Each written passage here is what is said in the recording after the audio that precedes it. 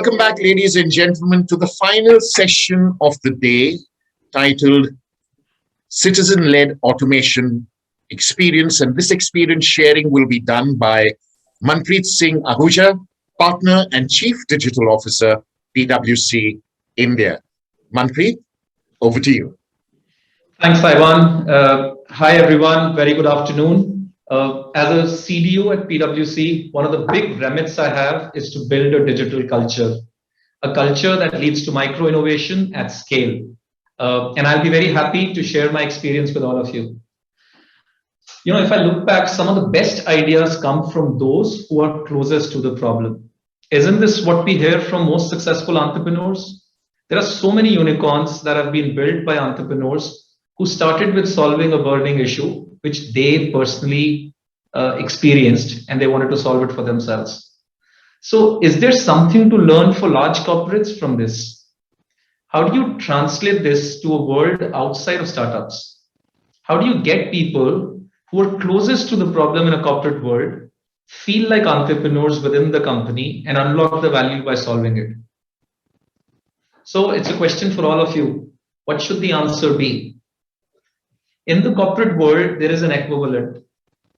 It happens when the frontline workers are skilled, enabled, encouraged, and in fact rewarded to innovate and do things differently. Now, if we can get the frontline teams to use their ingenuity, incentivize them to change the organization bottom up, success and ROI is guaranteed. Citizen-led innovation is an emerging way to boost the company's odds of success. It is an approach that's built around crowdsourcing. Just as we have open source softwares, and we all know the power of that today, we need to move towards open source innovation, open source innovators within the organization. This unique approach works well for business. And in fact, we believe that without this approach, you cannot deliver innovation, productivity, and change at the scale at which companies want it to be delivered. The benefit of citizen-led innovation are aplenty. You see a massive spike in engagement levels, much needed in the world where we are. You increase the pipeline of ideas and in fact create a channel for unexpected ideas and a lot of assets that the business teams and leads can exploit at scale. You know, here is this interesting quote that I picked up from one of the aviation clients that I used to work for. This was the CEO of the company, and he said, you know, while the top-down innovation can give you that $1 billion idea, maybe in a few years, micro innovation is a sure shot way of getting billions of those $1 ideas come to work each day. This does not mean you get rid of your R&D teams, your functional experts. They are the ones, in fact, who need to mentor your citizen innovators, validating, testing their ideas, and helping them scale each one of those. Having said all this, let me tell you, this is not an easy journey. This needs relentless focus and conviction. You can hire a chief innovation officer, a chief digital officer, or a bunch of experts who can drive top-down thinking for you, top-down innovation for you. Sometimes even outsource it as well. But you cannot do that for micro innovation. It's a journey. You'll have to build a culture. So what does this journey entail? Business leaders have to set the direction and goals. The digital teams have to provide training, tools, licenses, and build an enabling ecosystem to learn and apply their skills. People learn and are then encouraged to take this for driving automation, innovation, building assets, and sharing them. Those who build and share get excited and rewarded and get their enthusiasm and have that rub off on the rest of the organization. And I can tell you from my own experience, people get emotionally connected as they see this and consider this as their personal growth. There is more purpose in learning in this case, and change spreads quickly and builds a culture.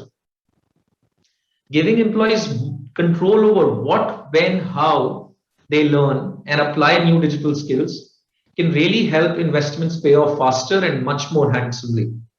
Let me dig a little deeper into this and share the journey we followed at PwC. So when we thought of this as a global network, of firms a few years ago, we had to cover, over 2.5 lakh employees. That's the scale we had to deal with. So we had to put clear budgets around this whole skilling journey, and a very specific ambition and a remit of saying we've got to set a micro innovation culture at scale.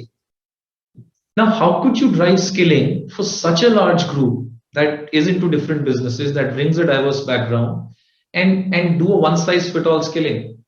Ain't easy. So the first step for us was to run a digital fitness assessment.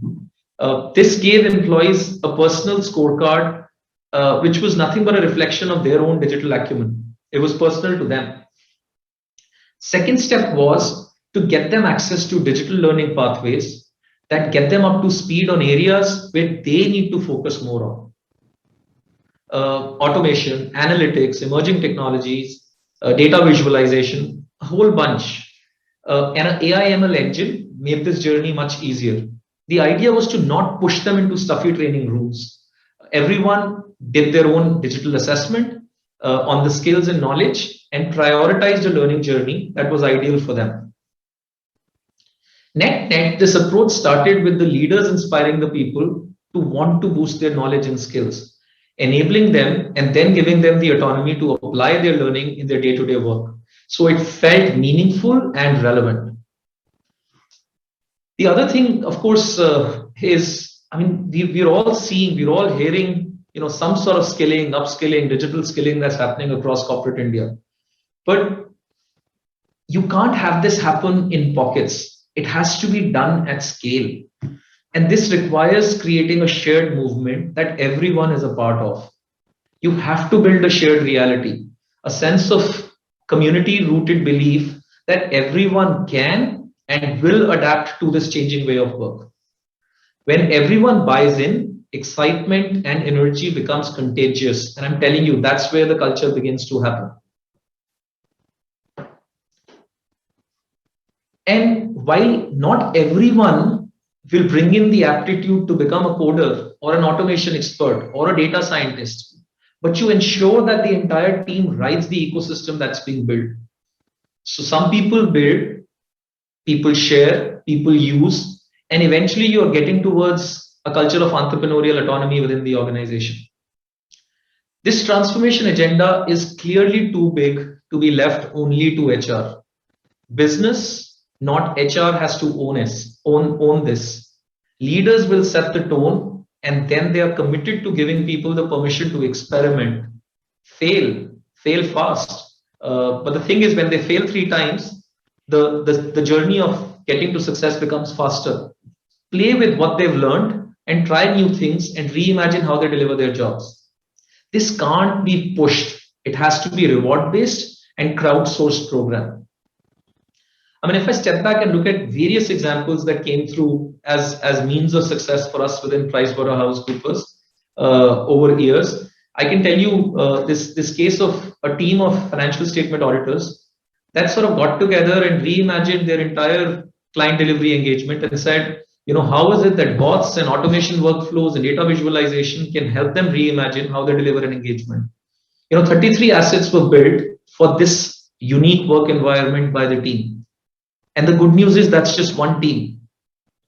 And if as a firm we could create that ecosystem, and we did that, we built a digital lab where all these assets and innovations could get captured, you could practically create a marketplace within the organization to leverage these ideas and build upon them for further growth and innovation.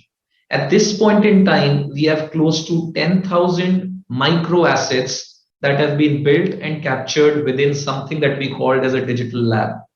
So what is Digital Lab? It's a collaboration platform where people, are sharing assets, putting assets, sharing assets, building them, and this ecosystem is growing rapidly. Globally, this entire journey has helped us achieve close to 7 to 8 million hours worth of automation of things that used to be manually done in the past. It improves the quality of work, reduces human error, improves the job content, and it's an absolute win-win journey. It's good for our customers, it's good for clients, good for our people, and of course, it's good for business. So, all in all, I think while everybody is constantly thinking about digital technology, automation, innovation, it's a top-down push. My ask and urge to corporate India is to drive this culture of what I call the citizen-led innovation, where you're trying to innovate and automate at scale every day. Let me close this session with a famous, sort of story, the windshield wiper patent story, if I may call it. When the windshield wipers were introduced, the patent was challenged. People said motors have existed, and so have the wipers, and so have the cars. So what's so unique about this wiper on the car that needs to be patented? After debates and cross arguments, the judge ruled, like words have existed since time immemorial. It's the creativity of the poet that puts these words in sequence that is a piece of art that can be copyrighted. Same way, combining existing knowledge and creating something larger is innovation. And that's precisely what a citizen-led innovation culture does to the firm. We have to enable our citizens to do this. Thank you. Ivan, I'll pass it back to you. What a wonderful close to this Economic Times Intelligent Automation Summit 2021.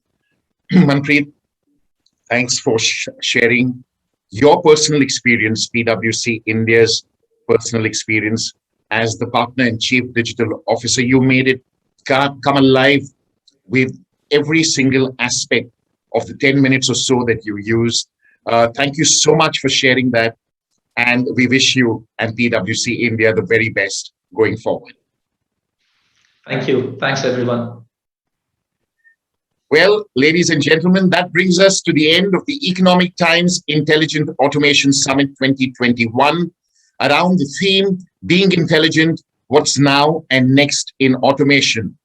I once again take this opportunity to thank our partners for this summit, co-presenting partner Blue Prism, technology partner IBM, supporting partner Mylan Foundry, knowledge partner PwC, supporting association Federation of Indian Industry, and media partners Analytics Insights, Silicon India, and CIO Review.